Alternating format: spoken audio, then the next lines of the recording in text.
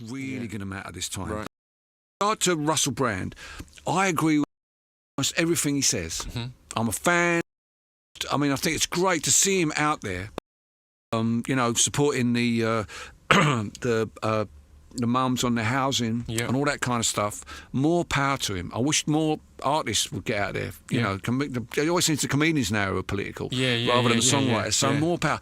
The thing I disagree with him is his analysis with regard to voting. Mm-hmm. I can see his frustration, and I understand that there's no one there he wants to vote for. Yeah. But in order to get to the position where there will be someone to vote for, that can't be done by disengaging. That can't be done by not getting involved. We've got the thing to do, if there's nothing there that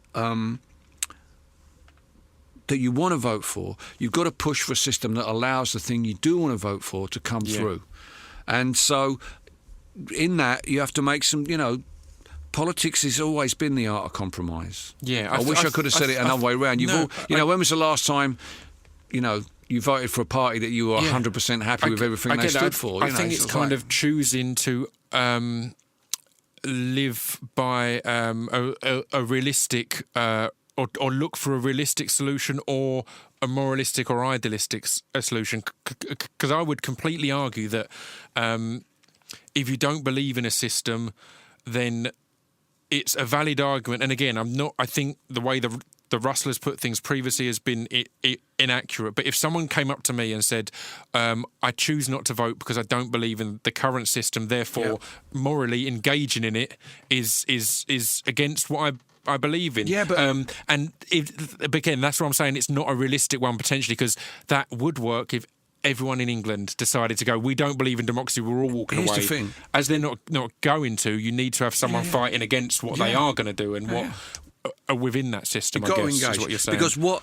that analysis mistakes, I don't believe in the system. Yeah. If someone says that about voting, they are mistaking the system for the method by which we change the system. Sure. Democracy is not the system. Yeah. It's the means by which we change the system. Yeah. It's like saying, getting in a car and saying, I don't believe in the steering wheel. Yeah.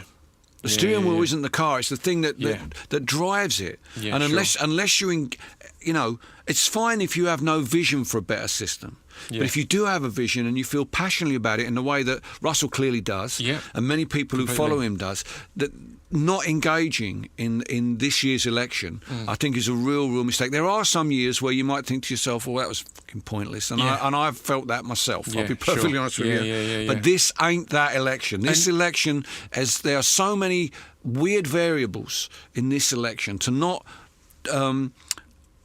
put your shoulder to the wheel on this one, I think is a real mistake, particularly for young people, because in some ways the idea that politicians don't listen to young people, so I'm not going to vote, is a self-fulfilling prophecy. The reason they don't listen to you, mate, is because you don't vote. So if you voted, if as many young people voted as people in my generation, then you might get some attention. So it's and I just want to say this, listeners, I speak as someone who didn't vote when he first had the chance because he didn't think there was any difference between the political party. So I know exactly where you're coming from. It's a weird laziness I've had. I think it is an excuse. I was that soldier. I think the problem that Russell had initially was he justified people's laziness. So it's all well and good if you genuinely have studied these parties, or if you've voted previously and felt right. I've been there and tried this, rather than sitting at home going, I don't believe in it. But I think Russell's interesting because I think we had him on the podcast and he's a mate, but again, I don't agree with everything he said, and I didn't agree with everything he said there. And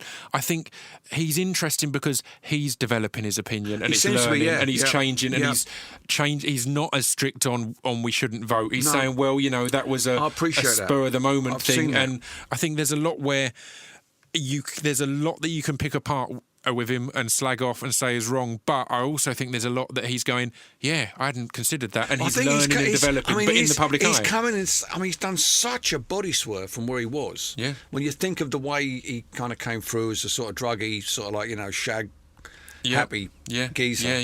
To he's kind of grown up in public. Completely. And I feel, when I've listened to him on on Newsnight and on Question Time, and he's feeling his way through these things, and he hasn't really You know, you should have nailed that guy who said to him on Question Time, why don't you run for office? Yeah. There's a real simple answer to that, because people say it to me all the time. Yeah. Politics is too important to be left to politicians, mate. Yeah. Why should I have to be a politician to talk about politics?